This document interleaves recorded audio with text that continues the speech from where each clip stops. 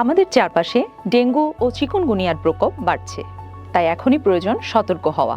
চলুন জেনে নেই এমন কিছু গুরুত্বপূর্ণ তথ্য যা আমাদের ও আমাদের প্রিয়জনদের রাখতে পারে সুরক্ষিত। এডিস মশা কখন কামড়ায়?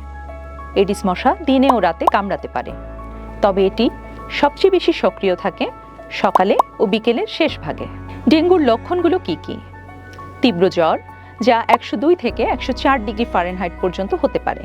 এছাড়া মাংসপেশি, হাড় ও চোখের পেছনে ব্যথা, চামড়ায় লালচে র্যাশ হওয়া, কখনো কখনো দাঁতের মাড়ি, নাক অথবা পায়খানার রাস্তা থেকেও রক্তপাত হতে পারে। চিকুনগুনিয়ার লক্ষণগুলো কি কি? তীব্র জ্বর, যা 105 ডিগ্রি ফারেনহাইট পর্যন্ত হতে পারে। এছাড়া গিরায় গিরায় ব্যথা, যা 1 সপ্তাহ থেকে কয়েক মাস পর্যন্ত স্থায়ী হতে পারে। মাংসপেশি ও হাড়ে প্রচণ্ড ব্যথা, ব্যথার কারণে দাঁড়াতে না পারা।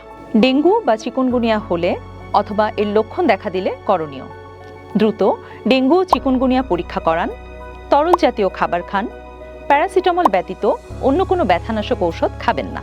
ডেঙ্গু ও চিকুনগুনিয়া প্রতিরোধে নিজের চারপাশ পরিষ্কার রাখুন। ছাদ, বারান্দা, টব, ট্রে, পুরনো টায়ার ও আবর্জনার স্তূপ সহ কোথাও পানি জমতে দেবেন না। অব্যবহৃত পাত্র উল্টে রাখুন। ঘুমানোর সময় অবশ্যই মশারি ব্যবহার করুন। দরজা বা জানালায় মশা প্রতিরোধক নেট লাগাতে পারেন। এছাড়া মশা তাড়ানোর স্প্রে বা রিপেলেন্ট ব্যবহার করুন।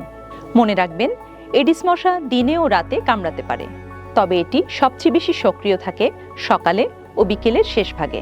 তাই সবসময় সতর্ক থাকুন, সুরক্ষিত থাকুন।